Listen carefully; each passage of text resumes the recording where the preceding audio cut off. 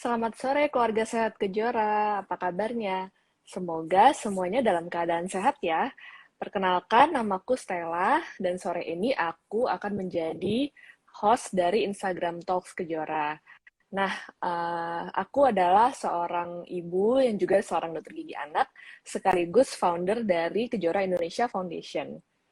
Nah, hari ini aku akan mengundang temanku, yaitu semuanya pasti udah tahu ya, Dr. Mesti Aryo Tejo, spesialis anak. Kita akan membahas soal feeding rules. Pasti udah sering dengar ya, tapi kita ingin mengupas lebih jauh apa sih sebenarnya feeding rules itu dan kenapa penting untuk diterapkan sejak awal MPASI. Nah, kita tunggu Dr. Mesti dulu sebentar ya. Jadi Dr. Mesti ini adalah kelulusan dokter mengambil lulusan Fakultas Kedokteran Universitas Indonesia dan juga spesialis anaknya dari Fakultas Kedokteran UI juga. Dan Dr. Mesti juga seorang founder dari wecare.id dan juga tentang anak. Oke, sebentar ya, kita invite dulu Dr. Mestinya. Sebentar. Dr. Mesti boleh tolong ini nggak request to join soalnya? Hai. Oh, udah ya.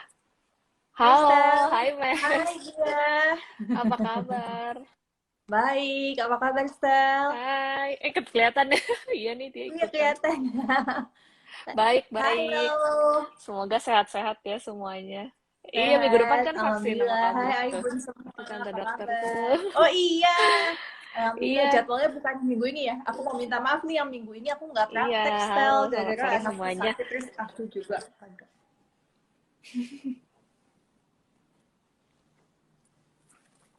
Iya ya. Semoga pada cepat sembuh ya, Mes ya, semuanya. Amin, thank you. Oke. Suaraku jelas nggak sih nih? Lumayan jelas. Tapi gambarnya agak pecah-pecah sih Stel dari awal. Halo? Oh my. Stel, agak Ya nge-lag udah nggak ya. apa-apa lah, yang penting suaranya ya. Nah, ya, halo. Seperti Hai Stel. halo. Hai Stel. Sorry ibu-ibu yang Halo. agak Hai. keputus-putus. Apakah aku? Ya, halo Kayaknya aku deh, Stel. kayaknya aku. Maaf ya. Gimana? Udah kan ya? Oke, Udah nggak ya? apa-apa, nggak apa-apa.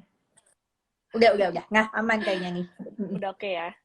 Nah, kita langsung aja ya, Mes. Jadi tuh aku mengundang kamu hari ini tuh kita pengen bahas soal feeding rules. Soalnya menurutku sudah lumayan banyak kalau misalnya soal kapan sih mulai MPASI, berapa takarannya, itu sepertinya sudah lebih sering Iya, dibahas gitu. Tapi ya. pada prakteknya gitu kan, biasanya tuh ibu-ibu nanti galaunya, kenapa sih ini kok nggak mau makan? Kok kayaknya dia nggak suka masakan aku gitu kan? Terus udah capek-capek masak, nanti pada sedih gitu. Kalau di grup ibu-ibu tuh curhatannya banyak yang kayak gitu tuh. Nah, makanya Iya. aku bilang, coba deh tonton hari ini, aku mau nanya ke ahlinya nih, ke dokter anak langsung yang lebih kompeten untuk membahas ini gitu. Jadi bisa nggak tolong dijelaskan, Mes, sebenarnya feeding rules tuh apa sih gitu?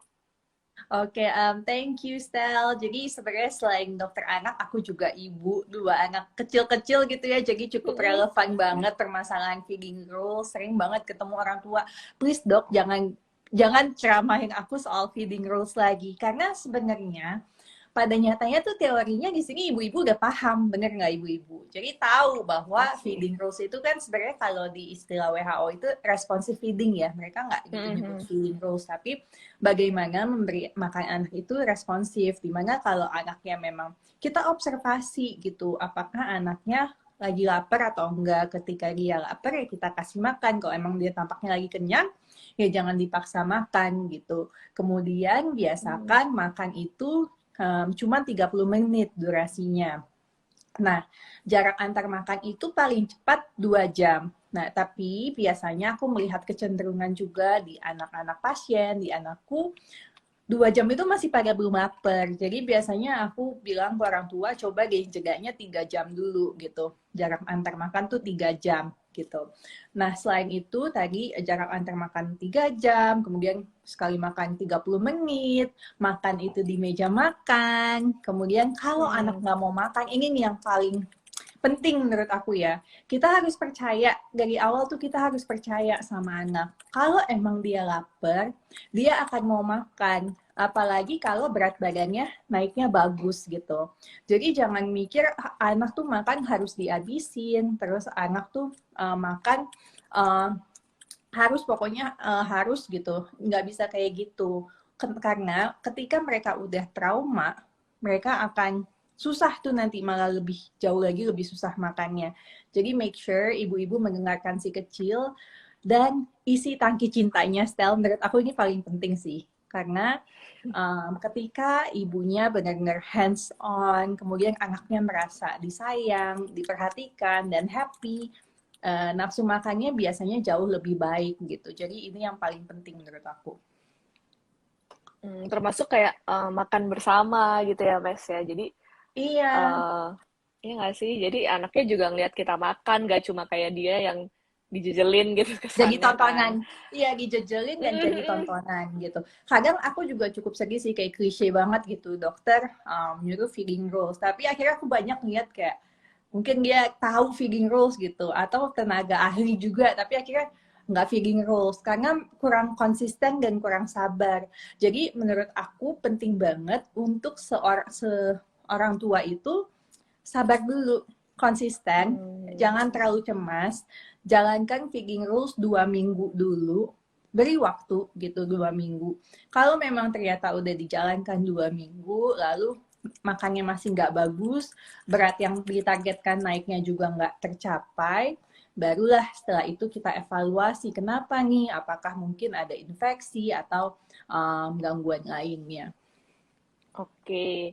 Jadi dari awal MPASI ini penting banget ya buat diterapkan feeding rules ini tadi ya, Mas ya, yang makan 30 menit, makannya di meja makan, jaraknya 2-3 jam gitu kan. Terus nah yang percaya sama anak kalau dia tuh tahu lapar kenyang itu kayaknya Mm-mm. kadang berusaha percaya cuma banyak yang pada praktiknya mungkin deg-degan juga gitu ya. Apalagi kalau yang memang BB-nya tuh nyaris-nyaris Iya, gitu loh. Kayak Gia kan dulu juga gitu kan. So kayak aku bawel terus nanya sama kamu kayak gimana iya, nih gitu. iya.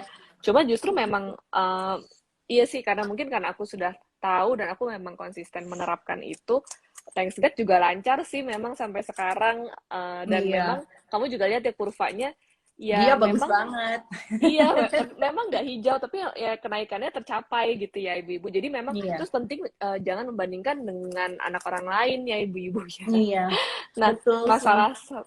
masalah sabar dan konsisten itu juga sebuah kunci sih karena ini sekalian ya Mas, karena kan aku juga dokter gigi anak gitu ya. Saat Mm-mm. anak titing itu yang mungkin dulu aku cuma tahu teorinya, tapi pas kejadian di anak sendiri, iya sih memang lumayan gitu ya. Kadang ketara, nggak selalu ya ibu-ibu. Jadi titing itu beda-beda. Bisa yang tumbuh gigi sekarang dia nggak mau makan itu, bisa tumbuh gigi berikutnya baik-baik aja. Jadi memang serandom itu gitu.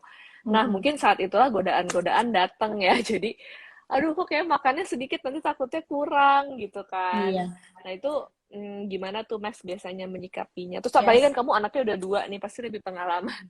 Iya, jadi gini style pertama-tama ibu-ibu, bapak-bapak tuh harus memahami dan menerima setiap anak itu punya temperamen masing-masing gitu kan. Memang udah bawaan.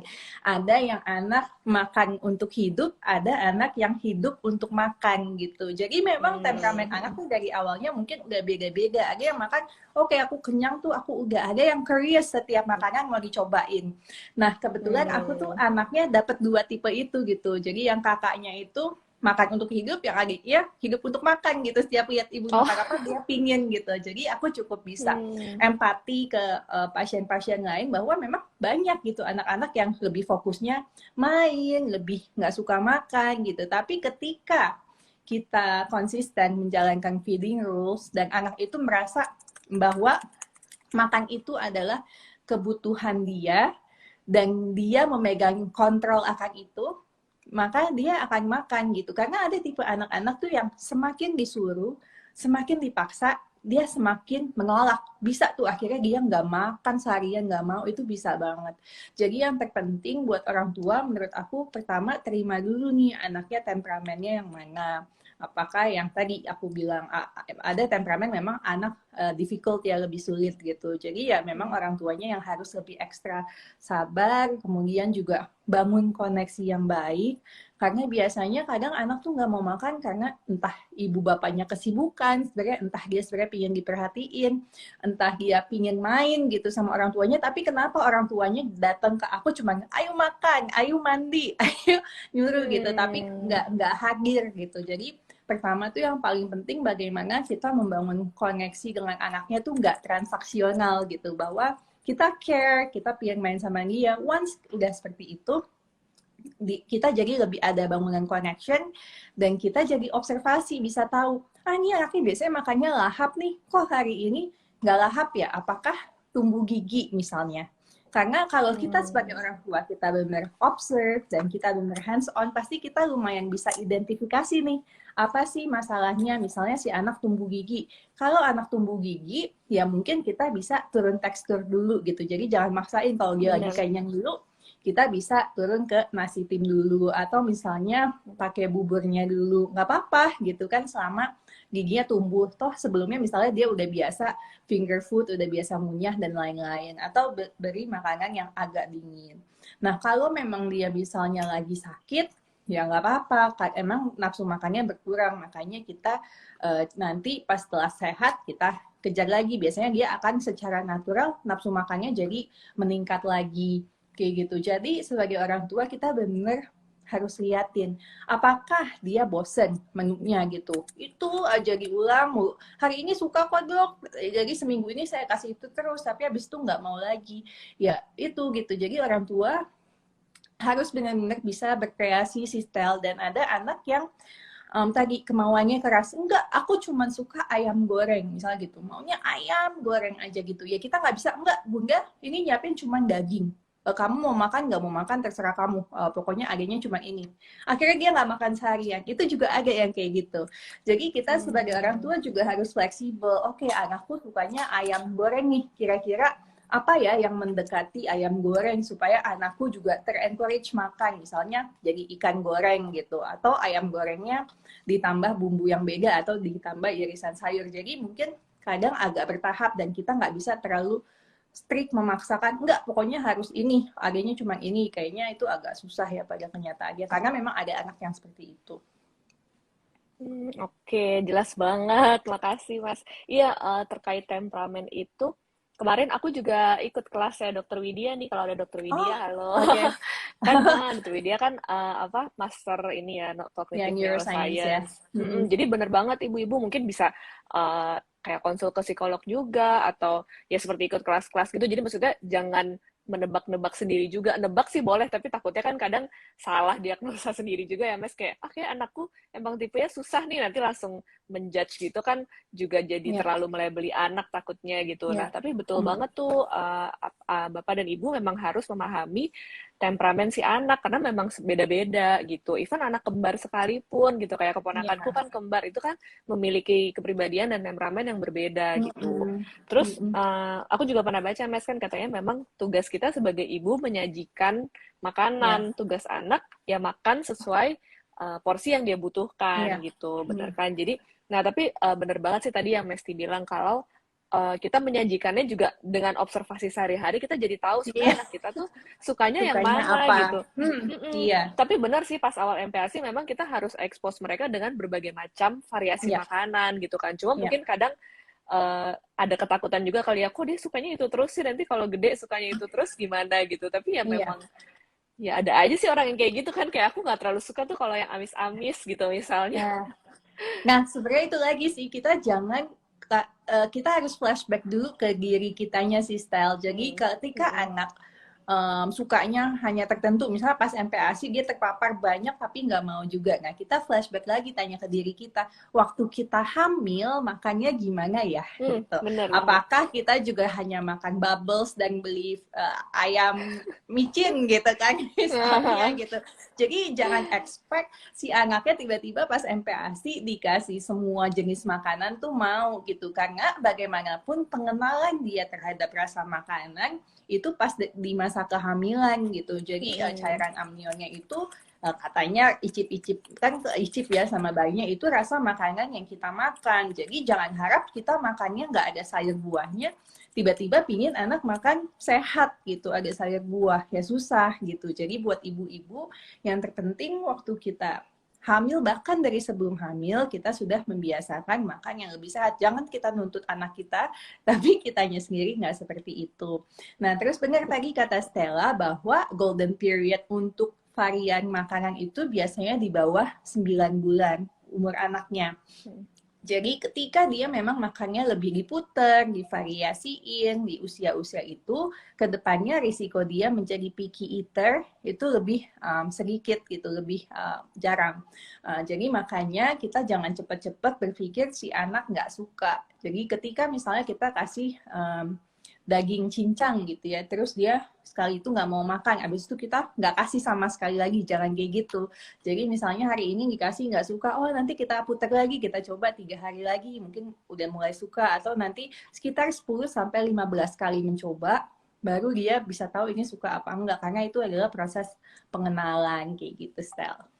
Bener, 10-15 kali loh ibu-ibu Yes. ya. Jadi jangan kalau baru 2 kali langsung menyerah gitu aja ya nggak sih. Terus ini bentar. Kalau misalnya ini udah banyak yang nanya juga sih, cuma ada pertanyaan dari aku nih. Kan tema besarnya IG Live Kejora bulan ini tuh pentingnya makan, tidur, dan juga bermain buat anak stimulasi gitu. Nah, sebenarnya pengaruh dari makan ini terhadap tidur anak tuh gimana, Mes? Sebenarnya sih semua saling berhubungan ya, Stel. Tidur mempengaruhi makan, makan mempengaruhi tidur. Yang paling aku lihat sih justru kalau misalnya anak yang nggak kenyang, tentu tidurnya nggak bagus. Tidurnya nggak bagus, makannya jadi nggak bagus. Jadi lingkaran setan itu terus terjadi.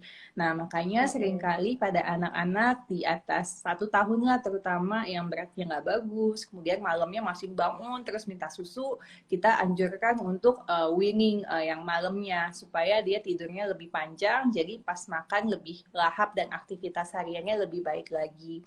Nah, kalau anak makannya nggak bagus, ya kembali lagi ya, kan harus dievaluasi penyebabnya tuh apa, dan penyebabnya ada banyak. Dan nanti di aplikasi tentang anak tuh, Stel, 2 minggu lagi launching, kita ada algoritma GTM, Stel, jadi ibu-ibu bisa cek sendiri aja GTM-nya kenapa nih kira-kira, jadi kita ada algoritmanya gitu. Karena ya lumayan menjadi tanda tanya ya untuk ibu-ibu, kenapa nih anakku tiba-tiba nggak mau makan. Ya kurang lebih kayak gitu sih, Stel. Oke, menarik banget. Jadi nanti bisa dicek ya kenapa anaknya kira-kira nggak mau makan gitu. Nah, kalau misalnya sudah terlanjur tidak sesuai dengan feeding rules, harus bagaimana? Karena biasanya sebenarnya kadang udah tahu ya, cuma masalah konsisten tadi itu kali ya, dan ketakutan kalau beratnya nggak naik gitu. Itu kalau udah terlanjur, jadi ada saran nggak, Mes? Oke, biasanya kalau feeding rules itu aku anjurinnya, misalnya dia biasanya nggak feeding rules, nah besoknya langsung, nggak besoknya sih, misalnya kita edukasi dulu kayak mulai lusa atau mulai besok atau mulai kapan lah ibunya siap, kita akan mencoba untuk makannya lebih teratur ya nak, supaya kamu juga bisa ngerasa lapar, kemudian kenyang gitu. Jadi saat kita mencoba, biasanya aku langsung pakai jadwal gitu sih, Stel, kayak dijadwal sama orang tuanya, nanti sambil orang tuanya observasi gitu. Biasanya aku bilang ke ibu-ibu, coba tunggu dulu lah 3 hari, mungkin dia makannya benar dikit banget, tapi once abis itu dia sadar bahwa kalau gue nggak makan lapar loh, jadi setelah 3 hari itu biasanya mulai perbaikan. Dan ibu jangan cepet-cepet ngejudge beratnya turun, karena pada anak yang MPASI kadang belum pup, tiba-tiba wah naik 200 gram, tiba-tiba pup ditimbang kok turunnya 400 gram gitu. Jadi kita udah nggak bisa tuh kayak nimbang day to day lagi. Jadi sabar aja, kita evaluasi 2 minggu. Nah kalau ternyata 2 minggu feeding rules sudah dijalanin, beratnya tetap nggak naik, baru itu tugasnya dokter anaknya. Jadi ibu nggak usah pusing, biar dokter anak yang evaluasi apakah jangan-jangan zat gizinya kurang. Ini aku sering banget sih ketemu pasien yang ternyata udah coba feeding rules, udah berapa dokter feeding rules, oke, percaya, kita coba cek deh kalau gitu. Oh ternyata anemia defisiensi besi. Aku sering banget ketemu pasien yang katanya udah feeding rules, pas dicek tuh anemia defisiensi besi. Dan abis diterapi bener-bener sel kayak, wah iya dok, saya tuh penasaran kenapa anak saya nggak pernah nafsu makan. Abis dokter terapi bener-bener makannya lahap bang, kayak apa sih, suka makanan tuh enjoyable gitu. Jadi itu harus dicek. Biasanya anemia defisiensi besi atau infeksi saluran kemih juga kadang terjadi.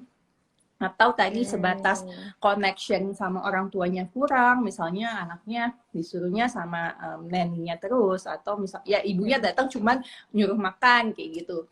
Itu juga paling sering banget.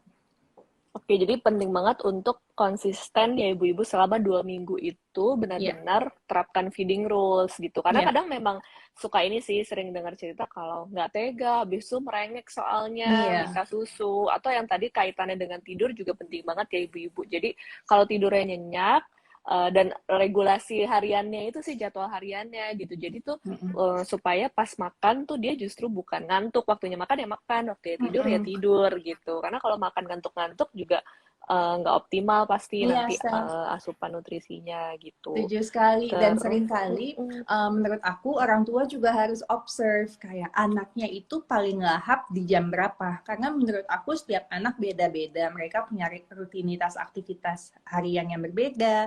Misalnya dok, anakku laparnya baru pas snack tuh jam 3 sore tuh baru lahap gitu. Pas yang jam 12 siang nggak gitu lahap. Oh ya udah, kita fleksibel aja, coba kalau gitu yang jam 3 sore yang makan besarnya misalnya seperti itu. Jadi yang jam 1 ya udah coba di switch gitu, karena kembali lagi semua harus disesuaikan hariannya anak. Mungkin dia aktivitasnya baru siang gitu, jadi setelah itu baru lapar.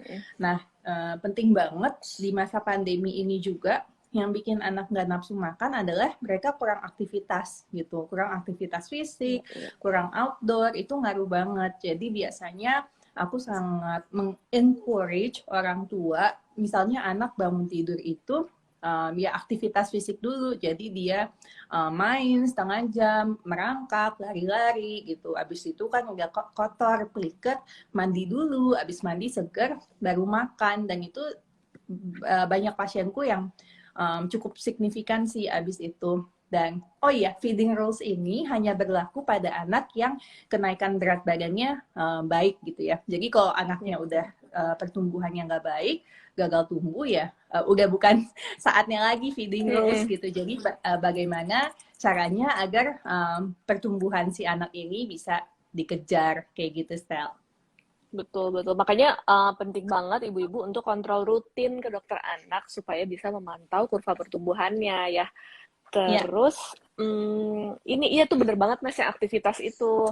Soalnya dia tuh paling lapar kalau siang kan. Terus memang aku usahakan setiap hari pasti ada kegiatan outdoor gitu kan. Terus jadi kelihatan banget jadi lebih capek dan lebih lapar gitu. Habis itu tidurnya juga lebih nyenyak gitu. Nah, sama ini ya Mas, kalau misalnya kan diakalin dengan jarak makan itu tadi kan. Terus bisa juga cemilannya yang apa sih istilahnya Mas, yang kalau misalnya beratnya lagi ngejar padat kalori gitu.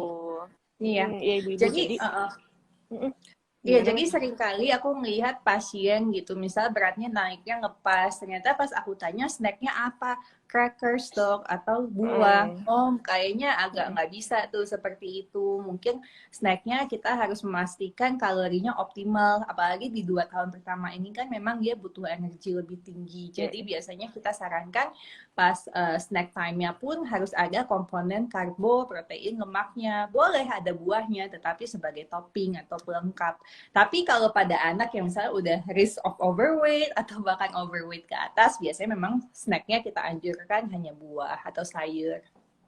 Iya, iya. Kalau yang anak yang pertumbuhannya sesuai, sebenarnya kan dianjurkan sayur dan buah itu justru pelengkap aja ya Mas, atau kayak diperkenalkan gitu kan di saat MPASI ini. Jadi memang kalau bisa cemilannya yang padat kalori itu tadi gitu. Macam-macam sih ibu-ibu ya, pasti banyak deh yang inspirasinya nih di Instagram, apalagi banyak yang sekarang suka sharing-sharing gitu kan. Jadi kayak perkedel gitu ya Mas ya, sekedar kayak gitu kan juga padat kalori gitu. Nah, ini aku mau bacain pertanyaan nih. Ini sebenarnya anaknya 9 tahun sih ya. Sebenarnya bukan MPASI lagi, tapi ini kayaknya berkaitan juga nih sama ibu-ibu yang lain. Ya. Jadi bagaimana kalau anak 9 tahun obes, terus screen time 1 sampai 2 jam. Nah, dia suka makan di meja makan, tapi sambil nonton TV, dok. Saya sudah batasi jajanan, tapi memang suka sekali nasi dan nambah.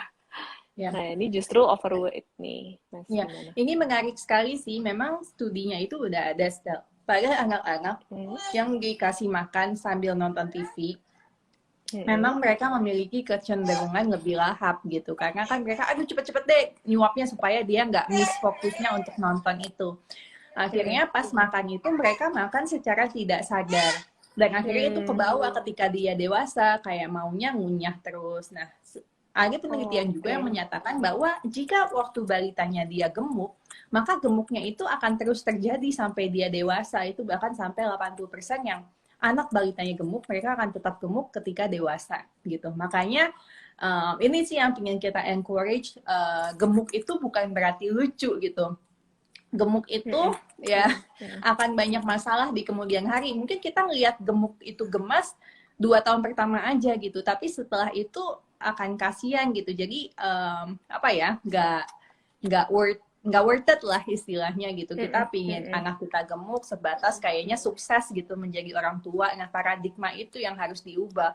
Justru anak yang lean, anak yang gizi cukup itulah yang sehat. Oh, terus tadi berarti untuk makannya ya, untuk nontonnya ya berarti pas makan udah harus dibiasakan. Apalagi 9 tahun kan, 9 tahun itu sudah mengerti komunikasi, kemudian udah bisa kompromi, negosiasi. Ya bagaimana kita bilang bahwa saatnya makan, saatnya nonton, ada waktunya. Kalau kamu nggak mau makan, oh ya udah. Maksudnya masih banyak cadangan juga.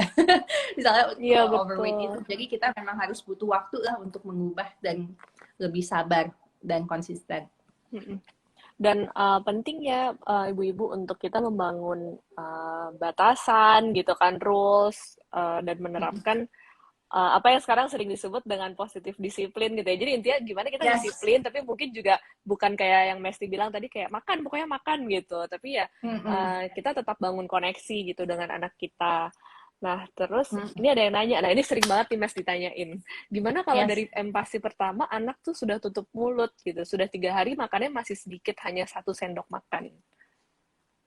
Ya berarti kita harus evaluasi lagi style pertama, apakah memang sebenarnya anaknya itu udah siap untuk makan gitu. Jangan-jangan sebenarnya oromotornya fungsinya dia belum siap gitu. Jadi kita harus evaluasi apakah duduknya sudah tegak, lidahnya sudah tidak sering menjulur lagi gitu, kemudian sering masukkan benda-benda ke mulut gitu. Nah itu yang harus kita lihat. Kemudian kita lihat juga kemampuan sensorinya. Apakah jangan-jangan anaknya ada gangguan sensori atau kurang stimulasi sensori. Jadi anaknya cenderung jijik dengan teksturnya yang benyek-benyek. Jadi itulah fungsi permainan sensori. Dan permainan sensori itu sebenarnya nggak hanya water beads gitu atau permainan-permainan yang suka kita lihat, tapi apapun itu teksturnya beragam, berbagai macam. Misalnya main di tanah, misalnya main pakai tepung, pakai air. Pokoknya kita paparkan anak kita dengan banyak tekstur gitu ya. Jadi mempersiapkan dia untuk lebih siap gitu. Kalau kita lihat memang ternyata masih belum ada tanda-tanda kesiapan makan, ya penting untuk kita evaluasi ya setelah itu ke dokter spesialis anaknya, bagaimana nih solusinya. Karena kan biasanya anak usia 5-6 bulan tuh sudah siap ya harusnya. Kemudian yang selanjutnya lagi ya mungkin makanannya harus diubah gitu, misalnya menunya, tapi ya udah jangan dipaksa. Jadi misalnya hari ini udah dicoba nggak berhasil, jadi sehari itu mungkin cobanya sekali dulu kali ya, jadi jangan langsung 3 kali. Kalau hari ini belum berhasil, besok coba lagi sekali lagi, mungkin besoknya cobanya di jam yang berbeda. Jangan-jangan pas hari pertama dia cobanya misalnya baru bangun atau baru nyusu, jadi dia belum lapar. Besok coba mungkin siang abis bangun tidur, belum nyusu, jedanya pastikan jeda sama nyusu tuh 2 jam baru dicoba makan gitu. Kadang itu akan ngaruh sekali gitu. Oke, aku inget banget sih waktu baru mulai MPASI, kamu juga ngingetin kalau jaraknya tuh minimal banget 2 jam. Terus kamu juga bilang kalau anakku sih 3 jam gitu. Dan itu memang benar sih, anakku sampai sekarang tuh sebenarnya 2 jam dia belum terlalu lapar. Jadi biasanya aku 2,5 sampai 3 jam. Nah mungkin untuk Ibu anak-anak ini, iya dievaluasi deh jaraknya dengan nyusu sih ya. Kalau Info. awal MPASI kan masih banyak Hmm. nyusunya, jadi jarak dengan nyusunya. Terus Hmm. ini kan makannya katanya hanya 1 sendok makan. Sebenarnya kan untuk awal MPASI 2-3 sendok makan ya Mes ya.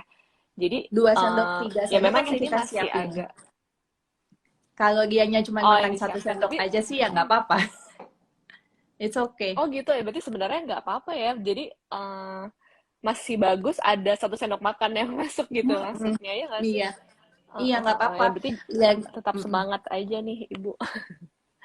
Iya, jadi memang harus bertahap banget. Terus kita jangan juga nyobainnya pas udah ditahan 3 jam, ternyata dia udah kelaparan banget, akhirnya nyari susunya lagi gitu. Jadi kadang kita harus explore, oh coba Hmm, deh 2 jam dulu jedanya, kok masih nggak mau, oke besok coba 2,5 jam gitu. Atau coba di jam yang beda gitu. Jadi um, give it a try, take your time gitu, nggak perlu buru-buru karena anaknya juga masih belajar gitu. Jadi ya kita percaya aja kalau memang selama ini naiknya bagus beratnya, ya pasti satu titik dia merasa lapar dan mau makan. Yang penting jangan pernah dipaksa aja from the very beginning gitu. Karena ketika anak udah pernah dipaksa makan dan dia mengasosiasikan makan dengan sesuatu yang tidak menyenangkan, maka ya akan susahnya tuh berkepanjangan gitu. bener-bener sama yang soal konsistensi itu juga sih.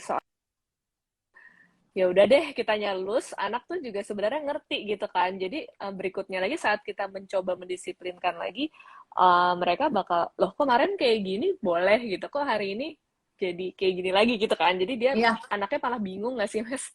iya benar. Iya, jadi memang Konsistensi is the kitanya key. juga harus konsisten dan tegar. Iya, Iya konsisten dan kita benar-benar.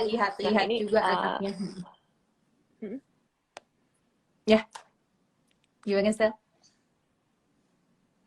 hmm, oke, oke, thank you Mas. Nah ini ada yang dari Ibu Popeye Snacks. Nih ada yang nanya, usia 2 tahun berapa porsi makannya nasi seberapa? Anakku kok sedikit sekali ya, apa ukuran lambung anak saya kecil.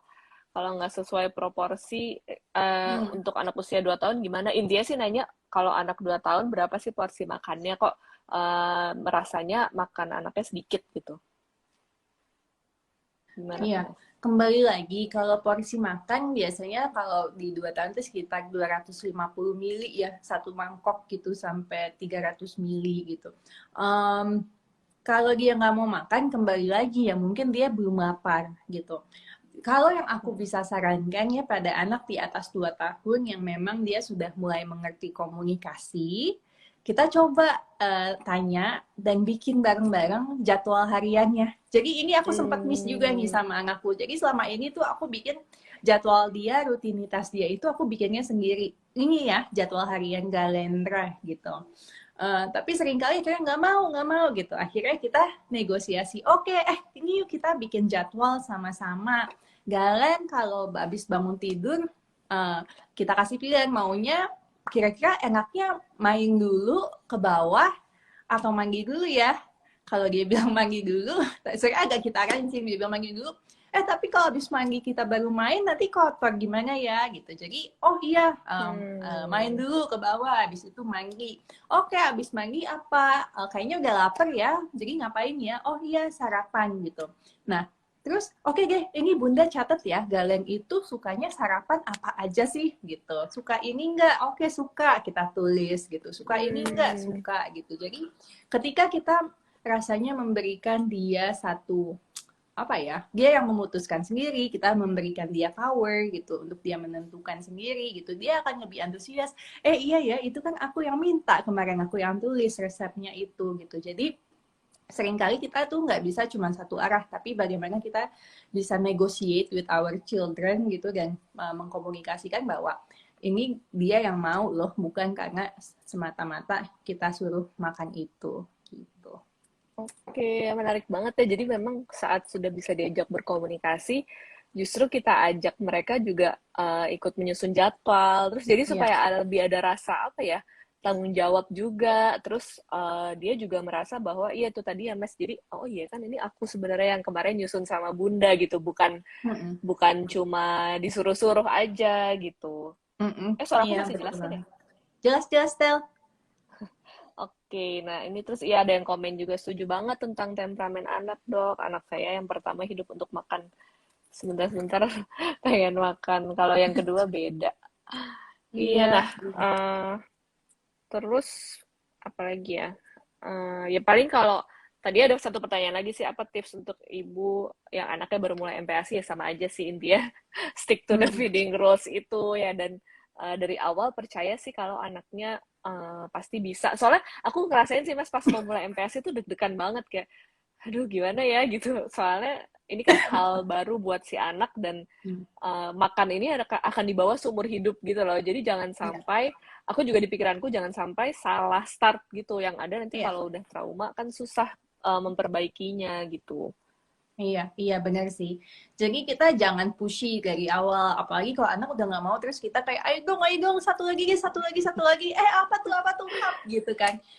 Ya, itu anak merasa dibohongi ya, dan nggak didengarkan gitu. Jadi penting banget kita, aku tahu susah gitu ya, apalagi untuk ibu baru, untuk ibu anak kedua sih akan lebih mudah gitu. Tapi kalau untuk ibu pertama akan susah untuk kayak, oh kamu nggak mau makan, misalnya didudukin, gitu terus dia nutup mulut, oke kita turun ya nggak jadi makan gitu, ya udah kayak gitu sih, memang harusnya kita konsisten seperti itu. Kalau emang anaknya belum mau makan, ya udah kita turun lagi, nanti mungkin coba lihat 15 menit atau setengah jam setelahnya apakah mau makan, kita coba sekali itu aja. Kalau emang nggak mau, oke makannya berarti 2 sampai 3 jam lagi ya baru kita coba gitu.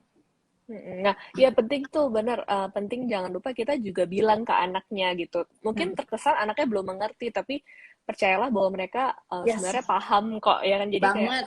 oh belum mau ya udah nggak apa-apa gitu. Jadi dia juga merasa dihargai.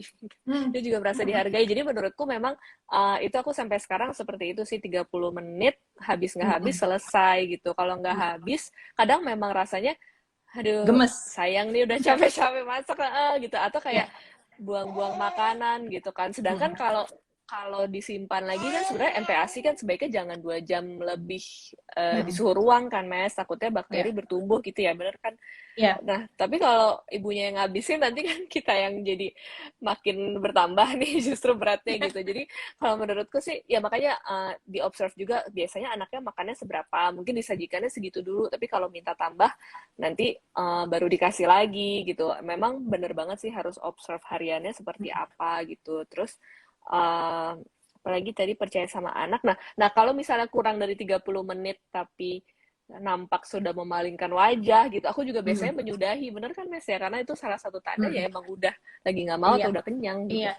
Aku biasanya gini, Stel. Jadi kalau misalnya nih dia duduk terus dia makan kan 5 suap gitu, atau adalah Hmm. suapan yang masuk gitu. Berarti kalau setelah dia nggak mau kita sudahi gitu. Jadi baru 2-3 jam lagi. Tapi misalnya awal didudukin aja udah nggak mau gitu. Aku biasanya setengah jam lagi coba. Misalnya itu belum jeda 3 jam gitu. Misalnya jeda 2 jam nih aku dudukin kan. Misalnya tadinya makan jam 8. Terus jam 10 kita dudukin nih, terus dia langsung berdiri gitu kan, nggak mau. Oh itu aku masih coba lagi deh, sekali lagi setengah jam lagi kita coba gitu makan. Nah tapi misalnya udah kita dudukin nih, udah suap masuk 3 suap gitu, habis itu dia nggak mau, ya udah kita selesai, kita tunggu 2 sampai 3 jam lagi kayak gitu. Oke, karena bisa jadi yang pas kamu dudukin pertama dia kayak nggak mau ya mungkin memang dia merasa belum Kecepatan. lapar juga ya, Hmm, misalnya iya, kecepetan gitu. Nah, iya. sama ini ibu-ibu, kenapa sih feeding rules ini penting? Aku juga sering bilang ke pasienku sih gitu, untuk menerapkan feeding rules, dan juga kalau memang rasanya sudah diterapkan, coba kontrol ke DSA dan konsultasi Mm-mm. lagi gitu. Kenapa? Mm-mm. Karena banyak banget pasien yang ujungnya nanti makan sambil main atau sambil nonton gadget, itu biasanya jadi ngemut, dan ngemut itu Mm-mm. sangat berdampak buat kesehatan gigi gitu. Betul. Jadi bisa bikin karies gigi atau gigi berlubang Mm-mm. gitu. Dan ke Nah, perkembangan bicaranya juga ya, Stel. iya benar-benar. Jadi nanti karies gigi itu berdampak juga ke perkembangan bicaranya gitu.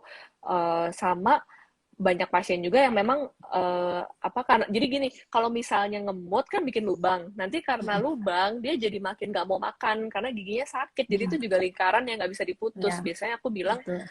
oke, saya tambal giginya tapi tetap harus dihentikan sih ngemutnya gitu, karena kalau enggak juga habis itu tambalannya bisa gampang lepas lagi kalau dia masih ngemut gitu, Iya. yang mana sayang juga, dan buat anaknya dia bolak-balik lagi tuh makin capek sih gitu, Iya. menghabiskan waktu, tenaga, dan juga biaya buat orang tuanya. Nah, sama simulasi oromotor tuh penting banget, salah satunya dengan rajin bersihin lidah sama gusi Sikat sih gigi. dari newborn sebenarnya dari lahir.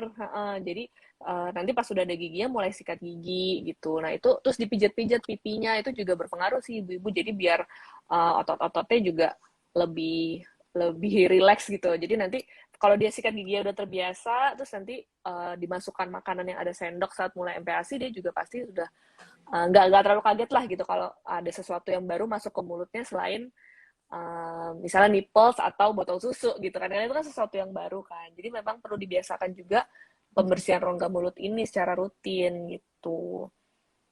Tadi kayak ada yang Iya, nanya setuju lagi nih sih, sebelum Stel. ditutup Iya, nih. ada yang nanya tadi, Stel, ada yang nanya soal makan sambil digendong. Nah, kembali lagi, kalau kita Oh, makan oke. sambil gendong, nah yang penting banget adalah anak itu makan postur tuh harus stabil, kakinya menapak gitu. Jadi dia mempunyai kekuatan untuk menahan dada dan kepalanya untuk dia makan mengunyah gitu. Kalau dia posisinya kakinya ngegantung, digendong gitu, apa ya, stimulan dia untuk dia mengunyah, untuk dia makan tuh nggak ada. Nah, yang kedua, Hmm. kalau dia makan sambil digendong, tadi kembali lagi fokusnya dia mungkin bukan makannya, tetapi enjoy lagi digendong, lagi lihat-lihat banyak atraksi gitu. Jadi dia kembali lagi makan secara tidak sadar, nantinya bisa jadi overweight atau obesitas. Yang kedua, nanti sebenarnya dia udah kenyang, akhirnya ya udah makannya diemut kayak tadi kata Stella yang akhirnya memiliki banyak dampak. Nah, aku juga setuju banget tadi Stella Hmm. bilang jangan lupa stimulasi oromotor, yaitu dengan sikat gigi, kemudian dengan kita kasih finger food juga dari awal MPASI. Jadi sebenarnya dari awal MPASI itu kita udah boleh kasih finger food. Yang penting prinsipnya ketika makanannya diremas itu langsung hancur dan bukan bentuknya yang bulat kecil atau yang dapat menyumbat saluran pernapasan gitu. Karena yaitu dengan dia ada finger food, stimulasi selain stimulasi koordinasi tangan ke mulut, tetapi juga melatih sensori mereka, kemudian melatih kekuatan rongga mulut juga gitu. Kadang mungkin stimulasi mulut yang dapat dilakukan, kita bisa memasas rahang bayi gitu dari sini kita massage ke belakang telinga, di bawah telinga, terus dari atas sini ke telinga juga, terus gusi pakai sikat gigi kayak yang tadi Stella bilang. Atau misalnya minum pakai sedotan juga bisa. Biasanya sih sekitar 9-10 bulan kita sudah mulai bisa perkenalkan dengan sedotan. Oke, oh jadi sebenarnya dari awal MPASI itu sudah boleh ya si Boleh, finger boleh. food ini. Soalnya aku sendiri sih waktu itu pas 2 minggu setelah MPASI aku coba kasih sih kayak wortel rebus tapi yang benar-benar lembek banget. Nah cuma memang Hmm, banyak temen tuh cerita pas anaknya hoek gitu mereka jadi deg-degan gitu. Nah itu perlu dibedakan ya Mas ya iya. gagging sama choking ya nggak sih? Karena Yes. agak sangatlah wajar kalau mereka memang agak hoek sedikit Oh, tapi yang iya. penting bukan kayak bukan kalau kalau kalau pasti pasti bisa bedain deh kalau misalnya choking tuh kan kayak bener-bener itu yang berbahaya karena saluran Hmm, nafasnya terhambat tersumbat. gitu tapi kalau Hmm, gagging kan tersumbat ya kalau gagging kan dia memang ada refleksnya juga ya Mas ya karena ada yang masuk gitu kan karena finger food kan lebih padat pasti daripada si bubur gitu iya. terus Justru kita harusnya sama tenang sih kalau ada refleks gagging refleks karena memang kita lagi menstimulasi atau melatih si refleks muntahnya itu ke belakang. Jadi nanti akseptansi anak terhadap makanan tuh lebih terbentuk gitu bahwa lama-lama dia makan tuh nggak dikit-dikit dilepeh, dikit-dikit dibuang gitu karena udah lebih terstimulasi. Oke oke. Iya, nah sama bener yang posisi makan itu juga penting karena memang iya kalau berdirinya tegak itu berkaitan juga dengan stabilisasi si rahangnya. Ya. Jadi memang pengunyahannya nanti lebih baik gitu. Terus apa Mes yang sedotan gitu kan tiup peluit juga ya Mes ya, minum Iya. sedotan, tiup peluit itu latihan otot mulut sih semuanya. Nah, itu ibu-ibu nanti juga berkaitan dengan kemampuan anak buat berkumur gitu. Kan pas Iya. sikat gigi makanya nyambung nih ya Mas kita. Iya. Kalau pas sikat gigi kan nanti memang ada saatnya ya dia harus belajar untuk berkumur kan gitu. Sama penting Oke, juga bentar. naik tekstur, jangan telat sih, Stel. Jadi ini Yes, juga yes, salah yes. satu kendala yang sering aku lihat di orang tua. Anaknya tuh nggak mau makan, nggak mau ngunyah, ngomongnya telat. Ternyata teksturnya nggak naik-naik gitu. Jadi Mm-mm. ketika anak usianya 8 bulan, pastikan teksturnya udah naik ke bubur saring. 10 bulan udah naik ke nasi tim. 1 tahun udah makan keluarga biasa gitu. Kalau kita Mm-mm. melihat adanya tanda-tanda kok kayaknya nggak bisa naik gitu, ya harus dikonsultasikan ke dokter spesialis anaknya. Nah, kalau misalnya anaknya nih gimana nih, kayak 7 bulan udah nggak mau bubur, kayaknya dulu suka banget, abis itu udah dimuntahin, udah bosen gitu, ya boleh aja langsung naik ke bubur saring, nggak usah nunggu 8 bulan. Jadi ketika kita lihat dia sudah lancar dengan tekstur yang saat itu, kita boleh coba naikkan, nggak perlu nunggu batasnya. Oke, nggak perlu nunggu batasnya. Nah, itu benar banget. Soalnya memang berarti dia sudah lebih terlatih otot-otot sih. Jadi organ-organ pengunyahannya sudah lebih terlatih. Aku juga pernah baca tuh ada jurnalnya. Kenapa sih kadang anak tuh ngemut? Karena dia merasa kayak, ah bosen nih udah nggak menantang lagi tekstur makannya. Jadi dia malah ngemut gitu. Jadi memang mesti diobserv sih ibu-ibu. Kadang kalau uh, terlalu cepat naiknya ya bisa diemut karena dia kaget kan. Tapi kalau memang sudah waktunya naik tapi kita nggak naikin dia juga bisa ngemut gitu biasanya sih dari cerita pasien juga gitu terus iya kalau misalnya belum ada giginya atau giginya kayak kok giginya cuma satu tapi uh, udah harus naik tekstur itu jangan khawatir karena tidak berkaitan sih dengan jumlah gigi anak akan tetap bisa mengunyah dengan gusinya gitu jadi range gigi pertama tumbuh kan 4 sampai 15 bulan jadi wajar banget kalau anak setahun belum ada gigi itu wajar banget nah itu biasanya pada suka hah setahun tapi udah harus makan keluarga emang bisa gitu padahal Iya, pasti emang bisa udah dan saya harusnya. percaya Iya, betul karena kadang kalau misalnya dia nggak kestimulasi dengan tekstur yang tepat, kembali lagi tadi orang motornya nggak kelatih, akhirnya ngomongnya juga nggak bisa, akhirnya telat bicara seringkali. Atau gangguan bicara, gangguan artikulasi, kayak gitu. Mas nih ada satu pertanyaan lagi kalau anak Ya. nggak makan di jam utama makan terus 2 sampai 3 jam selanjutnya jadwal minum susu anaknya tetap bisa ngerti nggak kalau makan itu juga mengenyangkan jadi di jam makan dia nggak makan terus jam berikutnya kan susu berarti dikasih susu kan 2 sampai 3 jam berikutnya. Hmm. Nggak apa-apa sih, biasanya kalau 3 jam kan, jadi lambung itu kan pengosongannya antara setengah jam sampai 2 jam, biasanya 2 sampai 3 jam gitu. Jadi kalau misalnya jeda tiga Hmm. jam, kemudian dikasih susu pas jam susu itu mau, ya berarti mungkin anaknya memang baru merasa lapar banget di jam yang itu. Nah makanya mungkin bisa dicoba. Jadi kan sebenarnya semua ini sangat individual ya, maksudnya sangat personal ya, karena kan aktivitas jadwal Mm-mm. anak beda gitu, kebiasaan harian rutinitasnya beda, ya mungkin saatnya ibu observe apa memang di jam itu tuh emang dia lagi lahap-lahapnya. Kalau emang di jam yang susu itu memang kita selalu lihat dia mau di jam itu, ya coba di jam itu kasihnya makan besar gitu. Oke, oke. Itu dulu aja deh karena waktunya sudah mau habis. Nah, kita mau ini mau membagikan satu buku dari tentang anak karyanya Dr. Lesti dan tim ya. Jadi Iya, Messi mau kasih satu pertanyaan nanti buat yang bisa jawab paling cepat dan paling tepat itu akan mendapatkan satu bukunya. Boleh Mas pertanyaannya dari kamu aja. pertanyaannya, apa yang harus dilakukan ketika anak dengan pertumbuhan yang baik tetapi dia nggak mau makan? Aibun harus ngapain? Nah, apa tuh? Gampang banget jawabannya Ibu-ibu.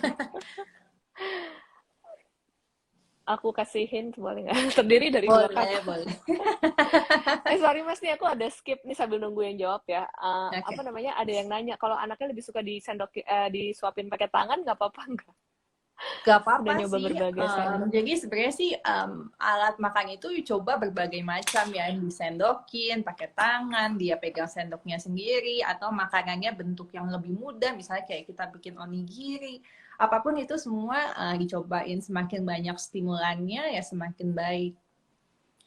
Oke, oke, Ini ada thank you Mas. pertanyaan Nah lagi nih, nih, Sel. iya, bentar sebelum Apakah aku lupa nih yang paling cepet Novita Anggraini. Nah, tolong dicatat ya tim Kejora. Iya, ada satu oh, lagi aku juga baru lihat. Sama nggak sama yang kamu lihat Ibu Endah aku kok nggak Sulistiwati ya? keluar ya, Stel? Nggak keluar di aku komentar orang-orang. Iya, masuk ke error Mas. Nggak apa-apa. Apa pertanyaan yang kamu lihat apa? Ini agak dok, apakah feeding rules dapat menyelesaikan semua permasalahan GTM? Enggak gitu. Jadi kembali lagi kita harus observasi. Pertama, kalau dia GTM dan kita belum jalankan feeding rules, kita coba feeding rules dulu. Kalau memang udah feeding rules nggak berhasil, kita cari penyebab lainnya. Apakah ada penyakit penyerta? Biasanya tadi paling sering anemia defisiensi besi, kemudian ada ISK juga termasuk yang paling sering, atau TBC misalnya, atau misalnya kita evaluasi lagi. Uh, Menurut ibu feeding rules, tapi ternyata ibunya sibuk kerja gitu, diserahin kasusnya ternyata nggak Hmm. benar dijalankan. Nah, aku sering banget setel ketemu pasien yang akhirnya mereka ngaku iya sih, aku nggak sempet ngawasin gitu. Terus akhirnya aku bilang please deh, aku minta tolong banget 2 minggu ini kamu sebagai ibunya hands on dulu, kita lihat deh 2 minggu ini. Ternyata bener ya mas, setelah gua hands on beda banget hasilnya dan beratnya naiknya jauh banget gitu karena kembali lagi ya sebagaimana ada misalnya pengasuh lain gitu, tapi ibu tuh yang paling berhak kayak punya kepercayaan diri untuk manuver gitu. Oh, baca anaknya, oh anakku ini nggak mau makan gitu. Oh, mungkin dia apa ya gitu. Jadi banyak pilihan yang bisa dilakukan. Sedangkan mungkin kalau Nenia anaknya nggak mau makan, bingung gitu. Kata ibu ya udah ya udah aja gitu. Jadi kayak beda lah gitu ketika memang si ibunya hands on langsung. Nah, terus kalau Mungkin gini permasalahan ya. GTM, Hmm. kalau Gimana gimana? permasalahan GTM lain ya berarti nanti harus dievaluasi lagi sama dokternya apakah tadi ada gangguan oromotor, ada gangguan sensori, itu harus dievaluasi. Oke, jadi saat kita mau menerapkan feeding rules, coba 2 minggu kita konsisten, kita yang hands on gitu ya. Tapi mungkin Mm-mm. berikutnya kalau memang ibunya harus bekerja, mungkin paling enggak kalau dalam sehari paling enggak ibunya hands on gitu nggak apa-apa nggak Mes? Nanti yang 2 lagi Menurut aku, misalnya sama ya pengasuh. itu nggak apa-apa Stel. Menurut aku yang Mm-mm. penting konsisten aja gitu. Jadi kalaupun Oke. ibunya mau menyerahkan ke caregiver, misalnya ya pas yang 2 minggu itu sambil caregivernya observasi juga gitu. Jadi dia nggak bingung setelah itu gitu. Dan kalau misalnya setelah itu nih ibunya mau gantian gitu kasih makan pas ibunya nggak kerja, ibunya kalau um, setelah pas ibunya kerja sama caregiver ya coba konsisten gitu, jangan sampai anaknya bingung atau jangan sampai nanti tiba-tiba mestinya makan ibunya datang akhirnya anaknya minta nenen lagi, itu kan sering banget kayak gitu gitu. Jadi bagaimana bisa di situasinya dikondisikan bahwa semua konsisten. Oke, kayaknya yang paling visible buat aku kasih makan anakku adalah waktu sarapan dan makan malam misalnya, berarti yang pas tengah Hmm. hari itu sama caregiver, tapi sebisa mungkin itu konsisten gitu. Kalaupun memang harus berubah-ubah, ya jangan terlalu apa ya abstrak gitu acak karena kasihan anaknya jadi dia bingung. Oke. Oke, thank you, Mas. Bentar-bentar, ini ada satu pertanyaan. Menurutku lumayan menarik. Anak saya kalau makan 3 suap pasti minta minum pakai gelas. Itu gimana ya, Dok? Cara mengatasi anak agar tidak sering minum pada saat makan? Nggak apa-apa sih, minum tuh jangan dilarang-larang menurut aku. Kalau emang dia pingin minum ya kasih aja minum, kalau emang dia pingin makan ya makan, kecuali memang pas dilihat pertumbuhannya juga agak memprihatinkan, baru nanti coba kita evaluasi gitu. Tapi kan memang minum itu dibutuhkan juga supaya fesesnya lunak gitu, jadi BAB-nya lancar, nggak konstipasi. Karena kalau anaknya udah konstipasi nanti dia nggak mau makan juga gitu. Nah sering banget juga itu. Oke, oke. Iya, ya, nanti jadi masalah lain lagi, ya, itu bahasan lain lagi. Jadi Mm-mm. sebenarnya nggak apa-apa kalau misalnya dia minta minum. Coba paling aku kadang, kan soalnya gini, Mas, mungkin kadang kalau baca di mana gitu kan katanya minum tuh di akhir aja gitu kan. Soalnya jadi mungkin takut kenyang gitu kali ya kalau kebanyakan minum. Mungkin bisa diakalin dengan kasih minumnya jangan banyak-banyak, dikit aja gitu kan. Iya, Di mungkin tengah-tengahnya itu maksudnya. iya.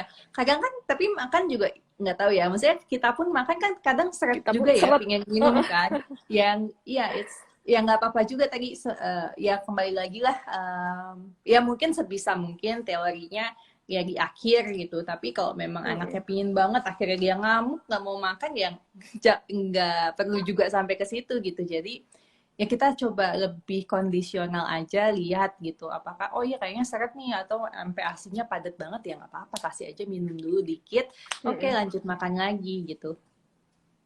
Iya, aku paham sih, tapi ibu-ibu pas baru mulai MPASI itu memang kayaknya semua teori itu di kepala kayak, oke, aku juga awalnya gitu, minum itu cuma di akhir gitu kan. Terus Ya. pernah waktu itu pas kebetulan ibuku lagi datang, terus ibuku kayak, emang nggak seret ya, kamu nggak kasihan gitu. Soalnya emang sempet anakku minta, terus aku kayak, nggak, pokoknya di akhir gitu. Terus aku pikir, iya ya, aku juga kalau makan kadang seret kan, jadi ya udah kasih Mm-mm. aja. Tapi uh, kalau misalnya minta sering banget, coba deh mungkin yang kalau usah satu gelas penuh gitu kan, sedikit demi sedikit. Tapi mungkin memang balik lagi sih kata responsive feeding itu memang maknanya luas Iya, banget ya Mas ya. responsif Jadi misalnya kan sedalam memang. itu, iya kita Iya. responsif gitu. Oh dia Atau memang mungkin kayak ya diakalinnya percaya gini, aja Stel. anaknya haus. Hmm?